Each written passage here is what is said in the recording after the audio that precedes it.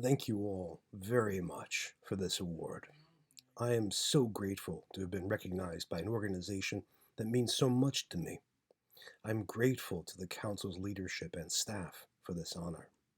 It is not only a very fine honor, not just humbling personally, but also a career highlight.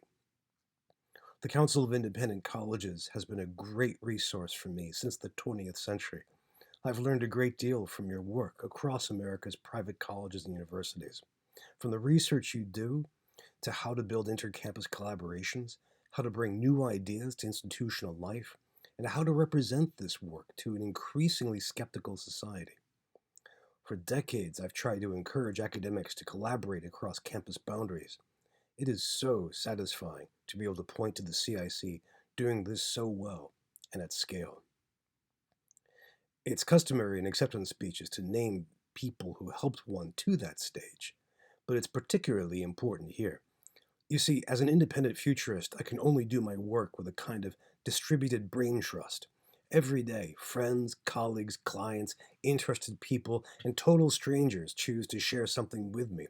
Feedback, news items, experiences, pedagogical stories, critique, pushback, celebrations, howls of dismay, quiet support, or just recipes.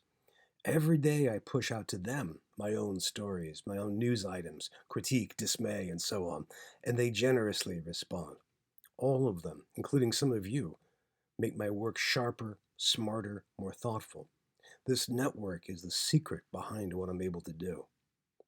You can find that network in the Future Transform community, now nearly 8,000 strong, my very patient and supportive Patreon fans, Georgetown University students and colleagues, clients who have survived the experience of working with me, the swarm of people who read, listen to, or watch my work from print to social media. I learned how to do this when I worked for the National Institute for Technology and Liberal Education, or NITLE.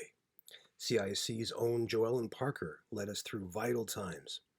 For years, we worked with more than 100 small campuses across the United States, helping build and grow collaborations. I was their emerging technology person and introduced them to crazy stuff: mobile devices, social media, augmented and virtual reality, computer games, wild stuff. And now, the stuff of reality. But it was the kind of work that can only be done through networks of people engaged in the kind of generous thinking that Kathleen Fitzpatrick describes. It's also customary to thank my family, and I do so whether it was customary or not.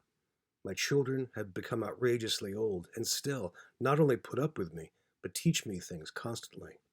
Gwyneth is a disaster planner badly needed by a shaking world and guides me through this wild time. Owen is a hard-working university student who kindly allows me to interrogate him about the experience of taking history classes during COVID. And my wife, the love of my life, is such an inspiration and business partner. The other people we should be thinking of are our students. It is unfortunately customary for older folks to mock and deride the young, yet it is to them I turn for inspiration and optimism. Imagine being a child when the economy crashed in 2008 and to be turning 20 in 2020, looking ahead as climate change engulfs the planet and their future. What crises for that generation to bear. And rather than being fragile, coddled snowflakes, these students instead get to work. They bring their aspirations and their creativity to life. They are living the lessons of collaboration, innovation, and networking that I sought and that the CIC teaches. To them, we all owe thanks and the best possible efforts of our academic missions. Let us learn from them and advance. Thank you all. Be well and stay safe.